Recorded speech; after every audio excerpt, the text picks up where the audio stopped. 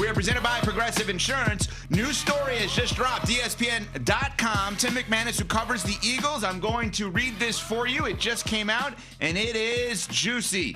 Coach Nick Sirianni indicated there was mutual interest between receiver A.J. Brown and the team in continuing his career with the Eagles, but neither he nor general manager Howie Roseman committed to Brown suiting up for them next season. Quote, yeah, my expectation is he wants to be here. And obviously you want good players like that in your building, Sirianni said during a local media session in front of the Combine. As Howie said, it's hard to get good players in this league. AJ's a great player, and AJ is a good teammate, and AJ is a good person. Does he want to be here? Yes. Do I want him to be here? Yes. When asked directly if Brown will be here next season, Sirianni's response was not as straightforward. Quote, will AJ be here next season? I think we're in a spot like I can't guarantee how anything is going to play out into next season. I'm thinking I'm going to be the coach next season, but you can't guarantee anything past tomorrow, he said. We'll stop there for right now. Yeah, What? let's stop down right there. Your thoughts? Well, what? You're not going to get... Exactly. That was my reaction. You're putting yourself on the hot seat? We're just reacting to this in real time. We literally just got this. And that is my first reaction. Why are you voluntarily saying, I think I'm going to be the coach next season, but you can't guarantee anything past tomorrow? While he's technically correct, especially in a place like Philadelphia, that organization is constantly in pursuit of being elite. And if it doesn't matter if you won a Super Bowl 2 seasons ago. If they think a change is necessary, they're going to make it. So I understand him being realistic about that fact. But why are you saying that to the media? Why are you voluntarily putting yourself on the hot seat? Yeah, a coach months removed from winning a championship speculating about his job security, that's a new one on me. Yeah, that's surprising. I haven't seen this one, but it just goes to show you that there's a lot of pressure in Philadelphia going into this season. And what happened with offensive line coach Jeff Stoutland and how everything went down with him not wanting to be the run game coordinator because he didn't have the influence in the run game that he expected to under new offensive coordinator Kevin Patullo, the tension that existed between Patullo and some of the key players on the offensive side of the ball, not getting the best out of A.J. Brown, not getting the best out of Saquon Barkley, not getting the best out of Jalen Hurts. I think Nick Sirianni is in a position where he feels all of that. And going into 2026, Howie Roseman has put together a championship caliber roster. If Nick Sirianni can't deliver on that more so than what he did this year in terms of being one and done in a home playoff game, then all of a sudden now the door is ajar for the Philadelphia Eagles to pivot and go in a different direction when it comes to head coach. More from this story from Tim McManus. ESPN.com covers the Eagles. Brown, though, called Philadelphia home and said he was fortunate to be one of the leaders on the Eagles offense during an appearance on Micah Parsons' podcast during the Super Bowl week, adding that he was excited about some of the coaching staff changes. He also separately did go on with Julian Edelman and Rob Gronkowski on their podcast. I think that was a very conscious decision by him because everyone knows, and if you don't, I'll remind you, he grew up a big Patriots fan. He loves the Patriots. He loved the Patriots. He played for Vrabel in Tennessee. It's like, hey, if I'm going to do appearances, let the Eagles know that's there for me. He also, Julian Edelman, at the open of the podcast said, we're all Patriots here. And A.J. Brown kind of laughed and winked and then was like, no, I'm trolling. But he fed into it a little bit. That got a lot of people talking after he was on the Dudes on Dudes podcast. Yeah, and one thing about A.J. Brown, no dummy. You may not like what he says or how he goes about it, but he's very, very shrewd in the way he's going about it.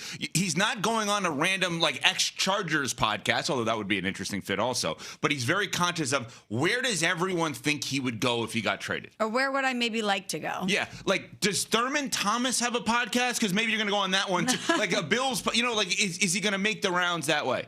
So if Nick Sirianni can't guarantee that A.J. Brown is back with the Eagles, I ask both of you, will A.J. Brown be back with the Eagles next year? No. I don't think he'll be back with the Eagles. I don't know how Nick Sirianni can assert himself as the guy, and I don't know how they can show confidence in the direction that they're going in with A.J. Brown continuing to question his role and question whether or not the powers that be are using all of the key players to the best of their abilities. I don't think you can have a player of that caliber, one of the very best in his position, and somebody that is not shy about letting his feelings be known, publicly and privately criticizing the head coach and the offensive coordinator in the way that he did this season. I don't know that Nick Sirianni can survive that. And here's the thing, if he could wrangle this and rein A.J. Brown in, he would have done it by now. And the fact that he hasn't lets me know that he can't get a handle on it. And if you can't get a handle on it, then you have to move on from the player. It's as simple as that for me. I think he'll be there, but I think this is shrewd by Howie Roseman and Nick Sirianni. I don't know if it's true for Nick Sirianni to say he might not be there, but I think that this approach is smart because you know that there's tension there. And don't you want to listen to all of the offers that could be out there for him before you decide whether or not you want to bring him back? They know the lay of the land. They know what the tension is. They know whether or not everyone in that locker room can coexist with one another, and if A.J. Brown can ultimately be happy there and not say the things that he said publicly and cause the drama and the headlines. But somebody like A.J. Brown just doesn't grow on a tree. And Howie Roseman knows that you need to get a certain amount of return if you're going to move on from a player like that. So this is an interesting approach as far as I'm concerned, because they're saying, we know how talented he is. We want him to be here, but we can't guarantee anything. They've left the door open for other teams to come to them with an offer. And then he's not a free agent. And they can ultimately decide. And by saying how good he is and reiterating how talented he is, you're telling them it's going to take a lot for us to let go of him. And ultimately, I think he stays because the Eagles would have to absorb that dead cap hit. It's over $40 million if they deal him prior to June. Yeah, but let me say this, Smalls, and I hear you on the finances of it. There's always a way to make it work if you want to move on from a player or if you want to keep a player, resign a player, so on and so forth. I mean, the salary cap, to me, it's a thing, but it's not really real in terms of what the actual numbers say. I will contend that Nick Sirianni, and I'll bring this back to real life, he is coaching for his job in 2026.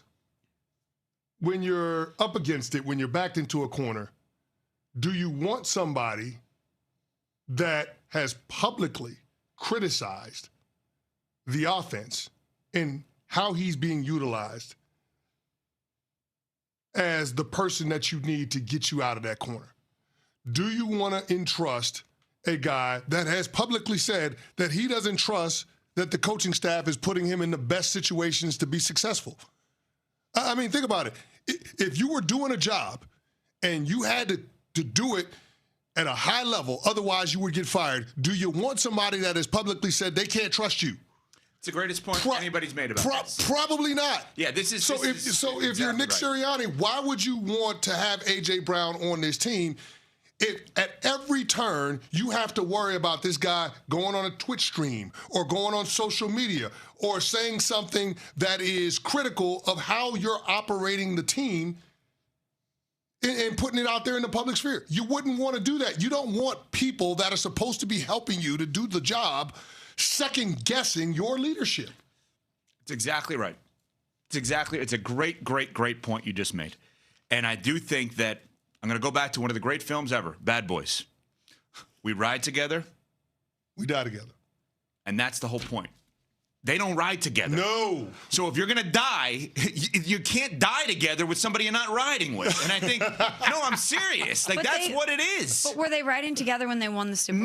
No. They just happen to have success. But that's what is it necessary for them to all ride together in order for them to replicate that success? Last season told us it is. Okay. What happened last year told us it is. Smalls, I know you well enough to know that if somebody told you, hey, this is your ride or die year. If you're going to make it, you have to be great this year. I know exactly the people that if you had the choice, you would say, I need this person, that person, and this person with me, because if I'm going down with them, because I know I could trust them in that spot. And Cece's point is a great one, that Nick Sirianni, in a way, has to be a little selfish here. And he has to say to, here's what I would do if I'm Howie Roseman. I mean, if I'm Nick Sirianni, get me a first for him, but then use that first to get me somebody else. Okay. Counter here. He had his guys last year. He was very steadfast in his support of Kevin Patullo, and he was wrong. It did not work out. And somehow they gave him life support. But that put him in this position. Isn't that crazy? Maybe the guy who was screaming from the rooftops that it wasn't working and A.J. Brown was right. maybe he is taking a different approach this year because the way he went about it or they went about it last year did not turn out the way that they wanted it to or expected it to. I've been thinking about this since this broke 5 minutes ago. I'm glad he put so much thought into it. Yeah. Well, what did you want me to do? I didn't know that this was happening today. I'm getting the first from Buffalo, and I'm calling the Jets for Garrett Wilson, and they're saying no. I'm calling the Cardinals for Marvin Harrison Jr. Are you sure that the Jets are saying no? Okay, that's my point. Because the Jets had Garrett Wilson on the block at the trade deadline this year. All right, so then there we go. They're unloading everything. I'm fine trading A.J. Brown for a younger version, not the same player type, but the same position of A.J. Brown. No harm, no foul. That's significantly less noisy. If I have A.J. Brown out on Thursday and I have Marvin Harrison Jr. or Garrett Wilson in on Thursday night. Yeah, I'm cool. We're good. I'm cool. We're good. All right, cool. Just solved the Eagles' problems. Coming up, what to watch for this week, power rankings with CeCe with the Combine coming up, and obviously now we have news around the Philadelphia Eagles. And you heard a voice that is connected to my lawn earlier this show. What? Yeah, JB Bickerstaff. If you remember our social media video where I was a lawn guy and walking around, JB Bickerstaff was sitting right next to me as I'm wheeling my tree